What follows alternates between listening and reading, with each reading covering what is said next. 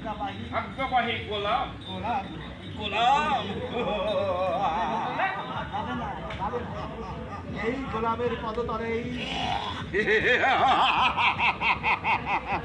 এই গোলামের পদতলেই তোমার সর্বস্ব তোমার ওই সর্বস্ব দিতে হবে, বিলিয়ে দিতে হবে। কারণ কারণ এই রঘুপতি তাকে চাইবে, এই রঘুপতি তাকে চাইবে, তাকে সে ভোগ না তাকে সে ভোগ ভোগ এই ছাড়বে।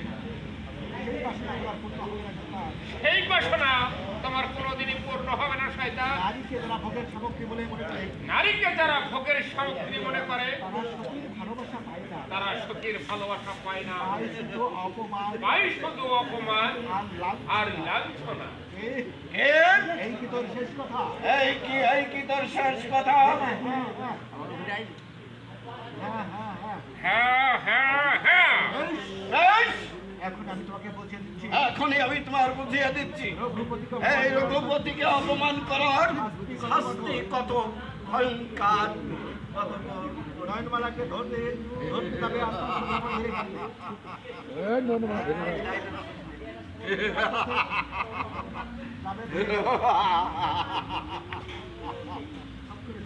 ধর ধর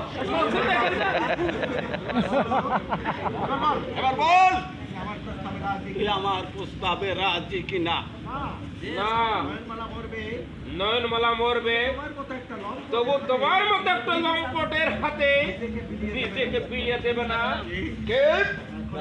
হ্যাঁ, তো এখনো সেই দেবা, এখনো সেই তামাক, আমাকে জবাব নাই, এই তামাকের জবাব আমি চাই।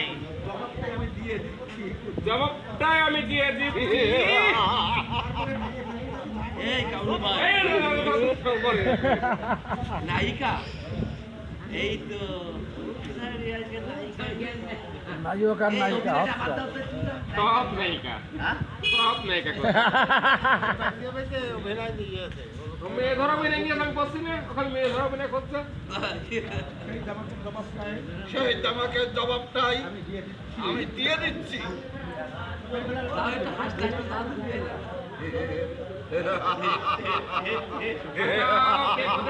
কেউ আসবে না সুন্দরী, কেউ আসবে না।